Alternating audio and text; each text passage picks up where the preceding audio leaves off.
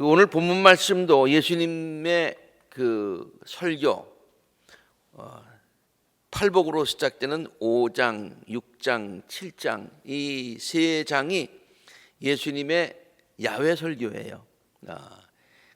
한 번에 다 한 거냐 아니면은 그 산상에서 했던 그 설교들을 설교 모음집이냐 그건 잘 모르겠습니다. 아무튼 예수님께서 야외에서 제자들에게 했던, 특별히 이것을 우리가 산상 설교라고 하는데 그 중에 이제 6장에 해당하는 그 같은 부분입니다.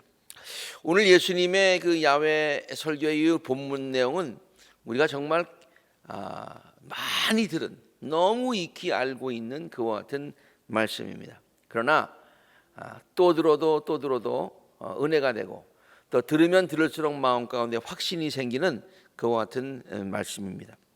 예수님의 야외 설교, 오늘 본문 말씀의 내용을 요약하면 다음과 같을 것입니다. 창조주 하나님은 당신께서 지으신 모든 것들, 예수님께서는 오늘 여기에서 들풀, 들의 백합, 공중에 나는 작은 새들을 예로 드셨습니다마는 그것을 포함해서 모든 하나님께서 지으신 것을 세밀하게 돌보신다. 세밀하게 돌보신다. 두 번째, 우리 인간들은 하나님께서 지으신 것들 중에서 가장 귀한 존재이다. 들풀과 공중에 나는 작은 새들도 돌보시는 하나님께서 우리 인간들을 그것보다 더 세밀하고 자상하게 돌보아 주신다는 것은 논리적으로 당연한 것 아닙니까? 하나님은 모든 것들을 세밀하게 다 돌보신다. 들풀까지도. 그런데 인간은 그것보다도 가장 귀하다. 그러니까 그것들보다도 더 세밀하게 돌보아 주신다. 그러므로 우리는 어떻게 해야 되느냐? 무엇을 먹을까? 무엇을 마실까? 무엇을 입을까 하면서 걱정하지 말아야 된다. 왜냐하면 내일은 내일을 창조하신, 내일에 창조하시고 내일의 주인이 되시며 무엇보다도 우리를 지극히 사랑하시는 하나님께서 책임져 주실 것이기 때문이다. 오늘 할 걱정을 내일로 미루라는 얘기가 아니라 내일 앞으로의 걱정과 염려를 다 하나님께 맡겨라. 하나님이 다 책임져 주시고 공급하여 주실 것이다. 이것이 예수님의 야외 설교, 산상 설교, 그 중에 많은 주제가 있습니다만 가장 중요한, 또 우리에게 은혜가 되는 그와 같은 말씀이 되는 것입니다. 그런데 이 본문 말씀을 가만 생각해 보면요, 예수님께서 설교를 하시면서 아까도 잠시 얘기했습니다만 예를 드신 그것들, 공중에 나는 새, 들에 핀 백합, 그리고 들풀들을 예로 드셨어요. 왜 예수님께서 그런 것들을 예로 드셨을까라는 생각을 잠시 해보았습니다. 거기에 그것보다도 이렇게 눈에 돋보이는 큰 나무들도 있었을 것이고요, 사람의 눈길을 끌만한 그와 같은 크고 아름다운 꽃들도 거기에 있었을 것입니다. 그런데 그런 것들, 크고 아름답고 사람의 눈에 띄는 그런 것들을 예로 들지 아니하시고 아주 보잘것없다고 생각하는 것들만 골라서, 보잘것없고 작고 다른 사람들의 관심이 잘 가지 않는 것들만 골라서 예를 드셨다고 하는 것이에요. 예수님께서 예로 드신 공중에 나는 새는요, 사람들의 관심을 끌만한 크기의 새가 아니었습니다. 그저 날아다녀도 다니는지 안 다니는지, 예수님 설교하시는데 전혀 방해가 되지 않는, 예수님이 설교하시는데도 막 날아다녔을 것 아니에요? 그런데 사람들이 별로 관심 안 가졌어요. 참새 정도의 작은 새들이었습니다. 그것보다도 좀 큰 새라든가 적어도 비둘기 정도 됐다면 사람들이 이렇게 와면 좀 관심도 갖고 보고, 또 있으면 자기가 먹던 것 주기도 하고 뭐 그렇게 했을 거예요. 근데 참새들이 날아다니고 참새들이 옆에 와가지고 짹짹짹하고 모일 좀 달라고 그래도 전혀, 여러분 참새에게 모이 주는 사람 봤어요? 아니잖아요. 비둘기에게는 모일 줘도. 그러니까 별로 사람들의 관심을 받지 못하는. 그래서 이 공중에 나는 작은 새는 사람들의 관심을 받지 못하는 대표적인 예가 하나 될 거예요. 예수님은 그것뿐만 아니라 예수님이 예를 드시는 거 보면 이렇게 강조법, 반복해서 강조하시는 그거를 볼 수 있는데요. 예수님께서 예로 드신 들에 핀 백합화. 목사님 그렇잖아요. 백합화 얼마나 아름다워요. 부활절만 되면은 백합화가 있고 그냥 너무너무 아름다운데요. 향기도 좋고. 성경에 나오는 우리가 백합화로 번역을 했습니다마는 들에 핀 백합화, 이것은요 우리가 생각하는 그런 크고 아름다운 그런 꽃이 아니에요. 백합이 아니에요. 그렇게 번역을 했을 뿐이지 야생화라고 우리가 보면 됩니다. 그래서 영어 성경에는요 릴리라고 번역하지 않고요 wild flowers라고 번역을 했어요. wild flowers 뭡니까? 그냥 야생화예요. 성경 주석은요 이 말이 맞는 말인가 하고 성경 주석까지 찾아봤어요. 원어에 그 뭐라고 쓰여 있냐면, 원어는 크리나라고 하는 것인데 성경 주석에 설명하는 거예요. 갈릴리에서 흔히 볼 수 있는 모든 야생화를 통틀어서 그렇게 말한다고 그랬어요. 그냥 갈릴리 그 바다는 아니죠. 큰 호수니까 갈릴리 호수 그 물가에 쭉 펴 있는 그와 같은 야생화. 그래서 그렇게 막 커서 와 이거 굉장히 아름답다라고 보는 그런 꽃이 아니라 그냥 막 너무 흔하게 있는, 그것도 작은 그런 꽃이었다는 얘기예요. 그래서 이것도 사람들의 관심을 받지 못하는, 아무리 그 야생화가요 날 좀 보소 날 좀 보소 뭐 그렇게 해도 봐주지 않는 그와 같은 꽃의 또 하나의 좋은 example이 된다. 마지막으로 예수님께서 또 예를 드신 들풀도 마찬가지예요. 그저 야생에서 자라는 그냥 흔한 풀이에요. 이것을 wild grass라고 그러죠.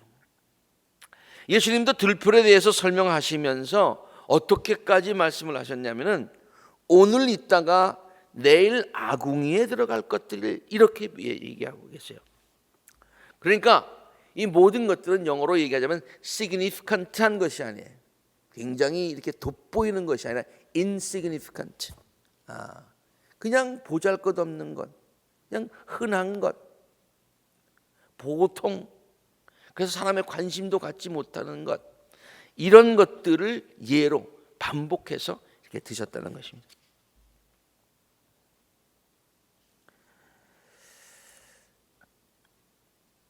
예수님께서 이런 것들을 예로 드시면서 강조하여 가르치신 이유가 있어요. 그것은 하나님께서 이 모든 것까지도 그런 것까지라도 세밀하게 돌보신다고 하는 것을 강조하시기 위함이죠.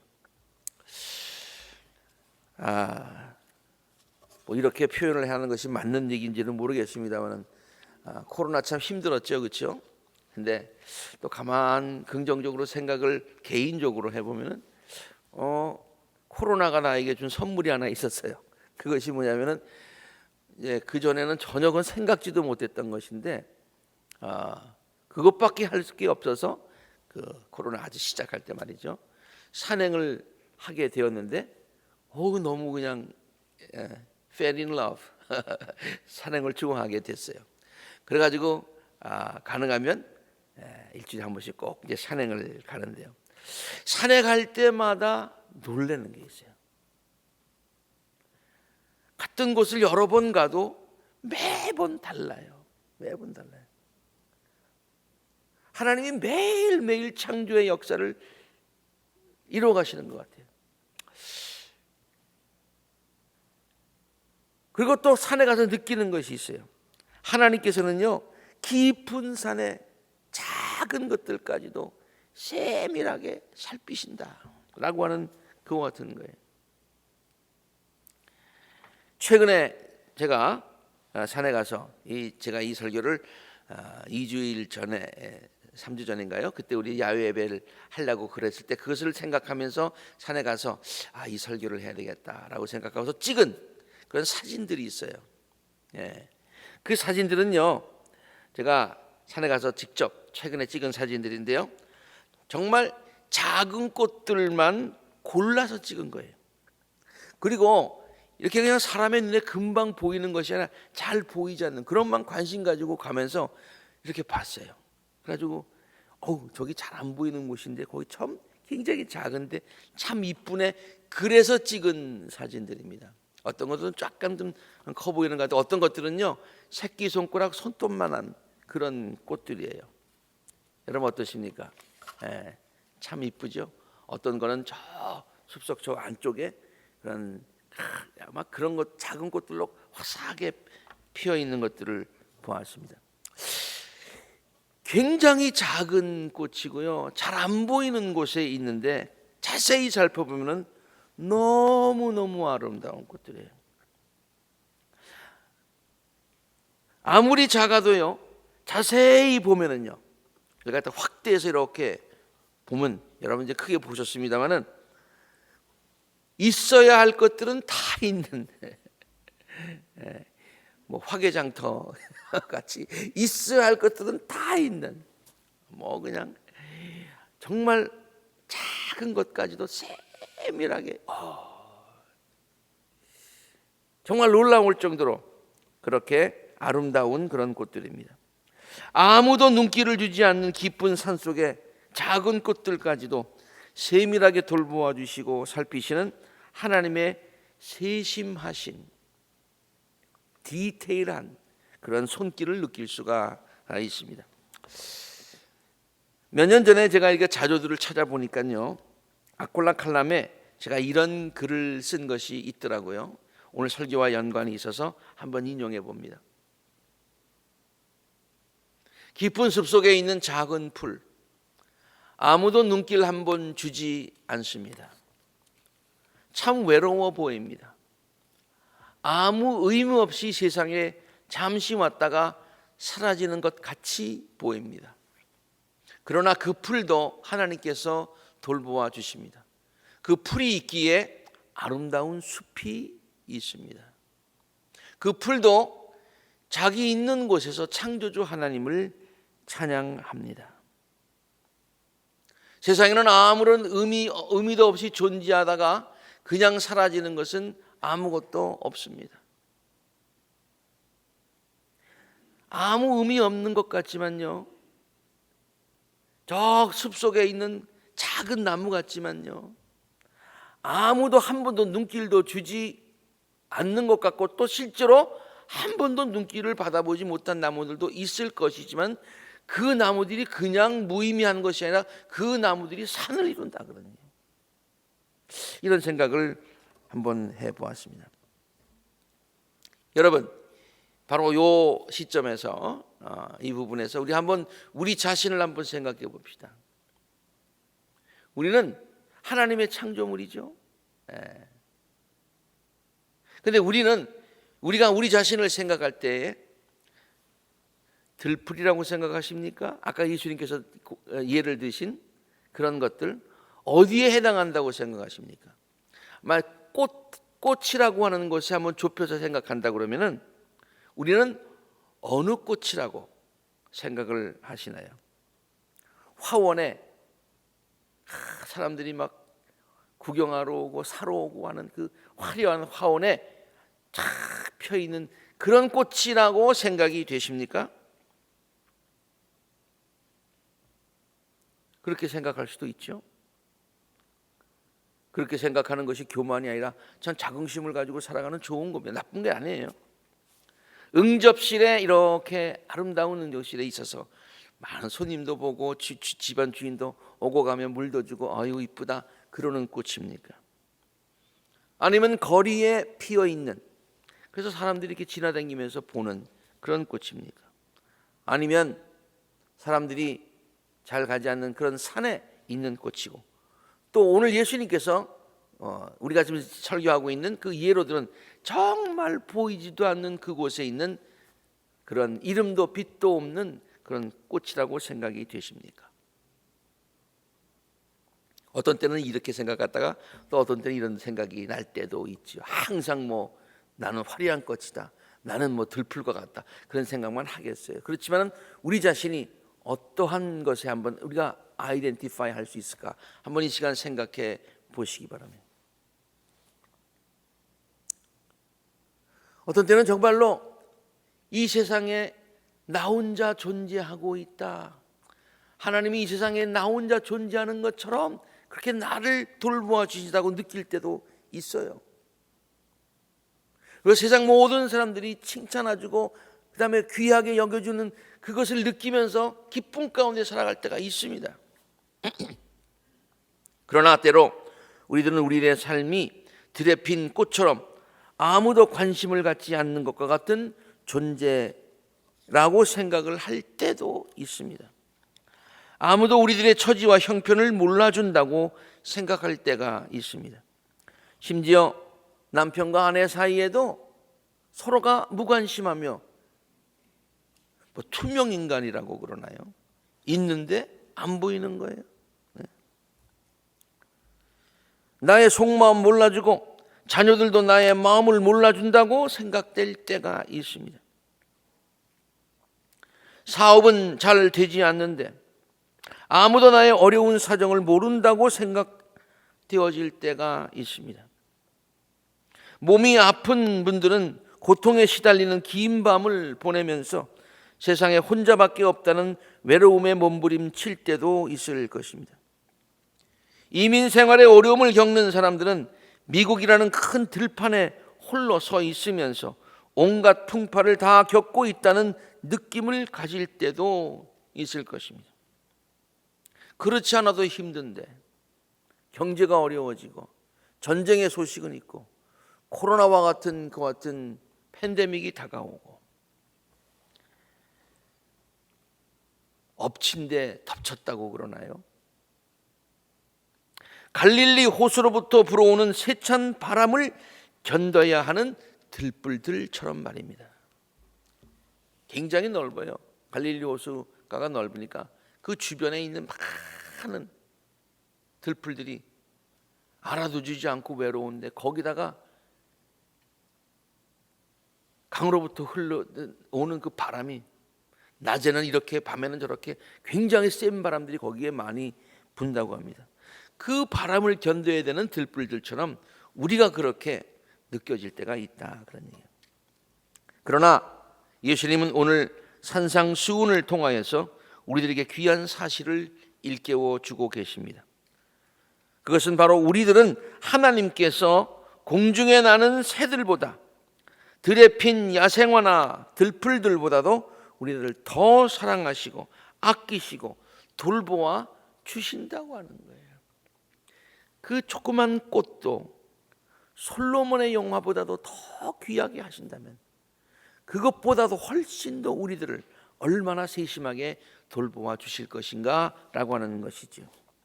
너희는 새보다도 귀하지 아니하냐. 오늘 있다가 내일 아궁이에 들어갈 들풀조차도 하나님께서 이와 같이 입히시거든 하물며 너희들을 입히시지 않겠느냐. 어느 것들은 입히고 어느 것들은 안 입히고 그게 아니에요. 여러분 한번 운전을 한번 가서 보세요. 정말 모든 산이 다 푸르러요. 어느 한 부분만 제 머리에 있는 게 빵꾸가 난 것처럼 그게 뽕 뚫린 게 없어요. 그냥 다 푸르러요. 다 푸르러요. 하나도 빼놓지 않으시고. 영어에 여러분 providence라는 말이 있어요. providence 하면 무슨 말이 생각이 납니까? 저 로드 아일랜드 생각이 나십니까? 네. 뭐 거기에 있는 도시 이름이기도 하지만 그 providence라는 말이 있어요. 이 providence라는 말을 가만 보면은요, provide 공급한다라는 말에서 말과 같은 그런 그 어원으로 같이 쓰죠. providence에서 provide라는 말이 나왔어요. 공급한다는 말도 있지만은 저 말은 우리가 그냥 한국말로 번역을 하면은 섭리라고 하는 그런 말로 번역이 됩니다. 섭리 참 좋은 말인데 이게 무슨 말인가 설명을 하려고 하면 잘 떠오르지 않아요. 그래서 제가 한번 사전을 찾아봤습니다. 섭리, 프로비던스를 어떻게 설명하고 있는가? 세상과 우주 만물을 다스리시는 신의 뜻. 사전에서는 신이라고 했습니다만은 하나님의 뜻이죠. 세상과 우주 만물을 하나님께서 다스리시는데 어떻게 다스리시느냐? 어떻게 다스리시냐? 막 다스리시느냐? 그냥 기분 나는 대로 다스리시냐? 무관심하시냐? 그렇게 다스리시는 것이 아니라 프로바이드 하면서 다스리시는 하나님, 하나님의 공급하시는 하나님의 사랑과 섭리 가운데 다스리신다, 그런 얘기예요. 이 말을 좀 더 알기 쉽게 풀어보자면요, 하나님께서 세상과 우주 만물을 창조하셨을 뿐만 아니라 그것들을 돌보시고 선한 길로 인도하시는 분이시다. 하나님은 창조하시고 내버려 두시는 분이 아니라 그것들을 다 프로바이드 하시면서 이끌고 가시는 하나님이시다, 그런 얘기예요. 그래서 프로비던스라는 말을요, 영어 사전에 보니까 또 이걸 어떻게 번역했나, 아주 이번에 프로비던스를 말을 찾아보면서 많이 은혜를 받았는데요, Divine guidance over care. 신이죠, 하나님이죠. 하나님의 인도하심, 내버려 두시는 게 아니에요. 하나님의 인도하심과 care, 돌보심, 이거를 providence, 섭리라는 definition이더라고요. 그리고 구체적으로 기독교에서는요, 이 단어를요, providence의 그 P자를 대문자로 쓰면은 그것이 곧 하나님이라는 말이 돼요. 하나님을 가리키는 말이 돼요. 하나님의 섭리와 하나님의 능력, 하나님의 성품을 나타내는 말이 providence예요. 영어로 이렇게 해서 했어요. God conceived. 하나님인데 하나님이 어떻게 인지되어지는가, 하나님이 어떻게 이해되어지시는 분인가 라고 하면은 the power, 하나님이 능력을 가지시고 sustaining and guiding, 우리들을 지켜주시고 지탱하여 주시고 인도하시는 분, 그러한 하나님의 존재가 생각나는 것, 그러한 하나님의 존재로 이해되는 것, 이것을 우리는 P자를 써서 providence라고 그런다. 요약하자면은 providence는요, providence가 되시는 하나님은 세상 모든 만물을 창조하신 창조주 하나님이실 뿐만이 아니라 세상 모든 만물을 지금도 다스리시고 돌보시고 선한 방향으로 인도하여 주시는 공급자 하나님, provide 해주시는 하나님이라는 성경적인 가르침인 것이죠. 그리고 우리 인간은 하나님께서 지으신 창조물보다도 더 귀한 것이니까 하나님이 모든 창조물의 프로바이더가 되시는 것이, 그리고 공급하시는 것이 하나님의 뜻이고 하나님이 세상을 다스리는 방법이라면 그것들보다도 훨씬 더 귀한 우리들이랴. 그래요, 우리들이랴. 그런데 우리들은 이러한 귀한 사실을 잊고 살 때가 많이 있습니다. 예수님 당시에 예수님의 산상수훈을 들은, 이 말씀을 듣는 그 사람들도 그랬고 오늘날 우리들도 마찬가지입니다. 이 사실을 잊어버리고 걱정하며 삽니다. 좌절합니다. 이유가 무엇일까요? 이 질문에 대하여 예수님은 이 설교 말씀에서도 분명하게 지적을 하시고 설명해 주십니다. 이유는 뭐냐? 믿음이 적기 때문이다. 믿음이 없는 게 아니라 믿음이 적기 때문이다. 그러므로 이 말을 바꾸어 얘기하면 믿음이 적으면 걱정하게 된다, 그런 얘기예요. 믿음이 적으면 걱정하게 된다. 그러니까 걱정하면, 다시 말해서 믿음이 적다, 그런 말과 같은 맥락이다. 본문 30절, 믿음이 적은 사람들아. 믿음도요, 약한 믿음이 있고 강한 믿음이 있고요, 어린 믿음이 있고 성숙한 믿음이 있고요, 적은 믿음이 있고 큰 믿음이 있고 그런 거예요. 근데 걱정하는 저들을 바라보면서 믿음이 적은 사람들아, 오늘 이따가 아궁이에 들어갈 들풀도 하나님께서 이와 같이 입히시는데 하물며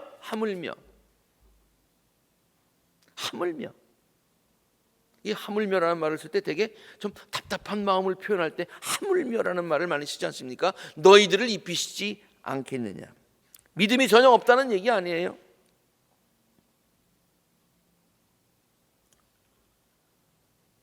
믿음이 적기 때문에,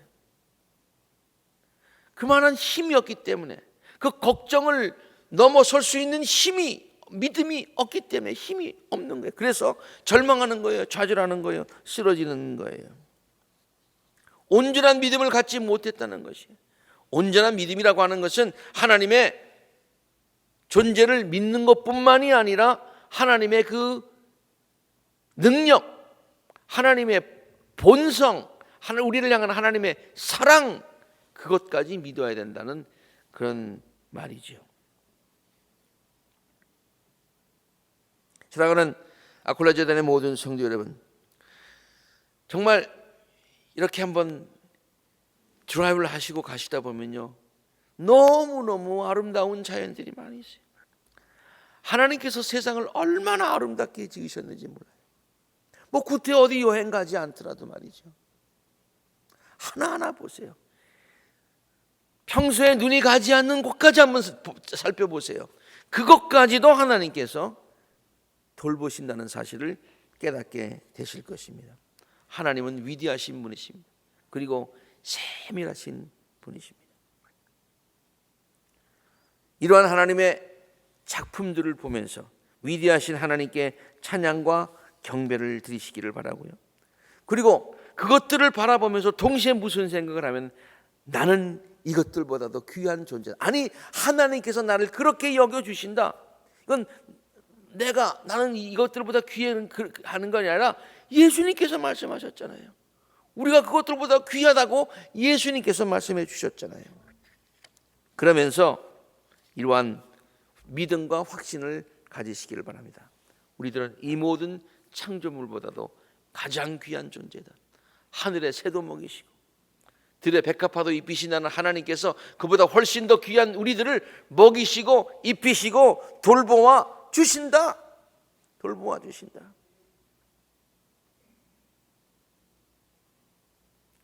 이러한 믿음, 성숙한 믿음, 하나님께 대한 기본적인 신뢰를 가지고 모든 걱정과 염려를 뛰어넘으시는 우리 모두가 되시기를 간절히 바랍니다. 이것이 바로 하나님의 자녀된 우리들이 창조주이고 아버지이신 하나님께 대해서 가져야 되는 그러한 바른 태도고 바른 믿음이 되는 것이지요. 함께 기도하시겠습니다.